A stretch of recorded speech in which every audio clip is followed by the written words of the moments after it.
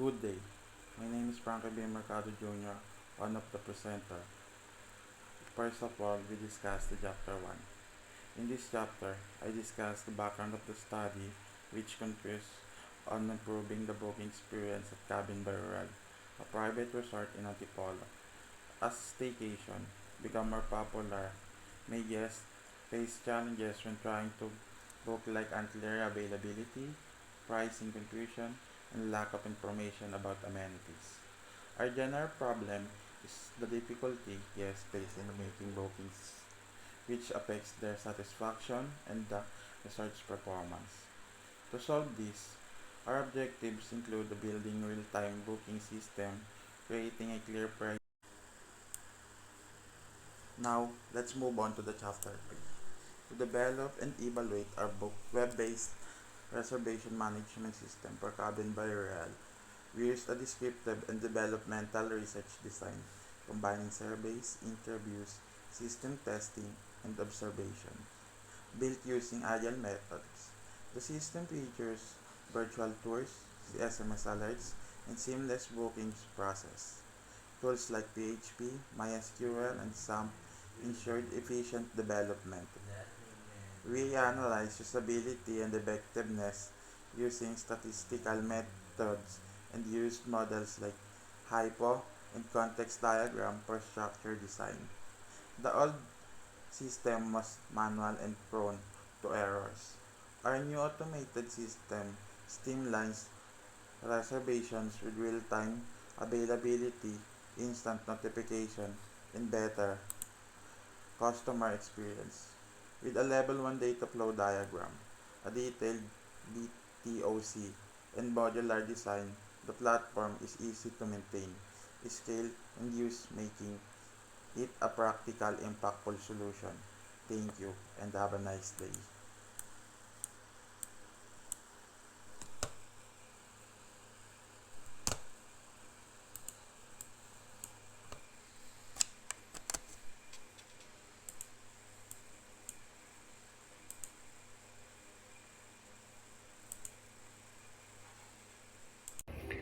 Hello, my name is David Nico Arcosha. I'm reporting about landing page and login page. So first, the house rules. As you can see, the rules and you can view it. It's clickable. All list of rules and it's downloadable. The PDF. Next is the overview. In this section, you can see the event setup previous. This is the clickable virtual. This is a clickable. View the recent or previous event. This is the image. Next is virtual tour. Click. See more the view the image of amenities.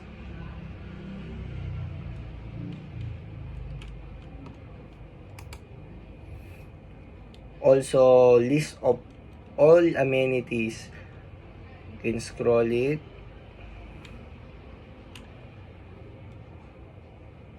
Then it's downloadable. This is a downloadable.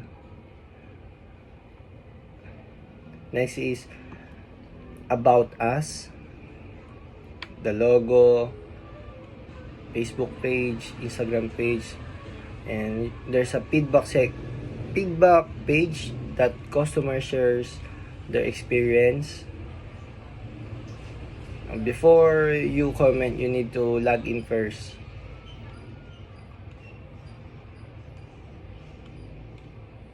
Lastly, contact us. Fill up your name, email, phone number,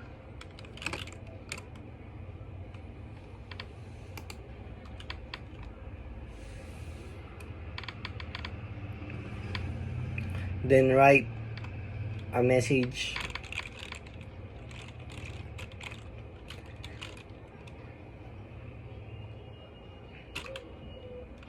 then send it.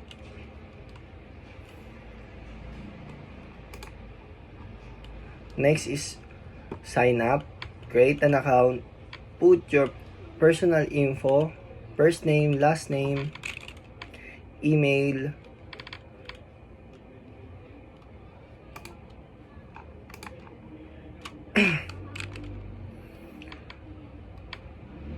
mobile number.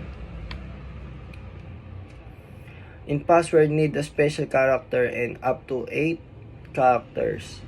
In valid ID, you can choose what valid ID that you send. Then I send my ID. Check the terms and condition. Then press it.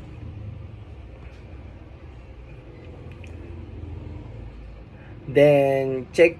After that, check your Gmail for verification code to verify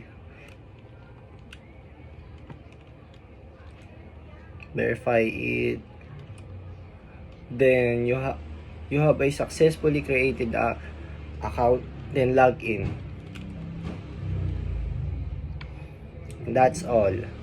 Thank you. After logging in, you can access your profile where your Gmail address and mobile number are displayed.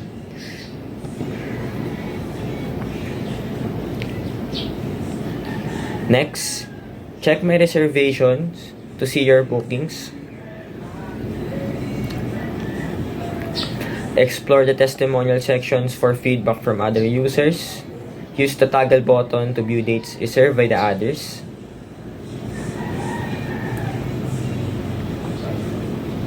To make a reservation, the system automatically retrieves your email, phone number, then select your check-in and check-out dates. I've chosen May 23 for check-in and May 24 for check-out. Choose the type. I selected 9 p.m. to 6 a.m. and specify the number of adults and kids. The total will automatically appear. And click the QR code for payment, scan and upload the receipt.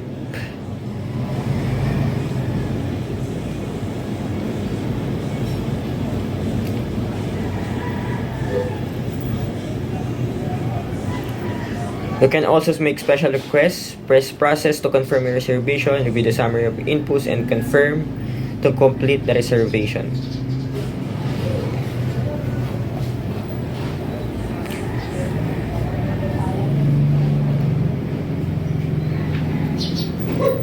Next, visit the admin site to manage reservation.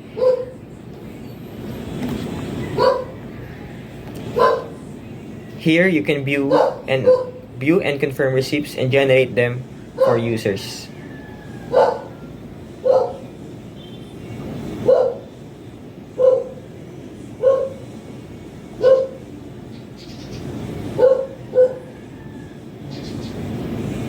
Once confirmed, users receive an SMS notification. They can check my reservation to download the receipt for proof.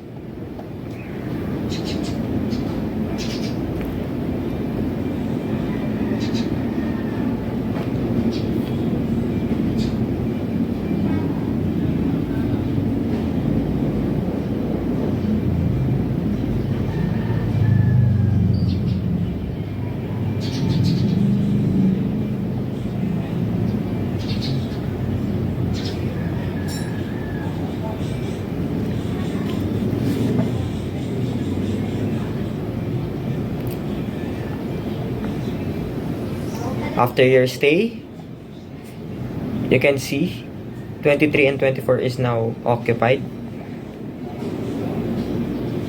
After your stay, you can provide feedback in our testimonial section. Your feedback can be showcased in our customer communication management. Here, you can also validate registered users by viewing their IDs.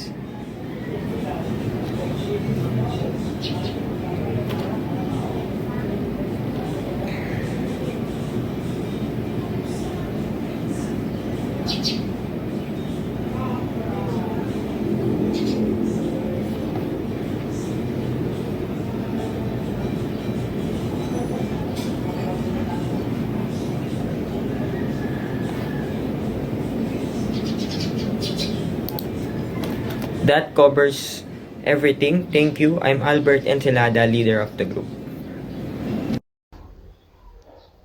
Now, in Chapter 4, we analyze the feedback from the pre-test surveys focusing on the system security and maintainability. Based on the responses from the students participants, the results demonstrate a strong level of confidence in our system's reliability and future scalability. In Chapter 5, while the development of a web-based reservation management system with virtual tour and SMS notification for cabin by RAL showed promising results in terms of design and security and maintainability, we acknowledge that the system remains incomplete due to the time constraints and technical challenges encountered during the development process. We were not able to finalize all the core functions as planned. However, the positive feedback from our pre-test surveys affirms that the system's strong foundation and potential moving forward. We aim to complete the remaining features and further improve the system based on user feedback and testing outcomes. Thank you.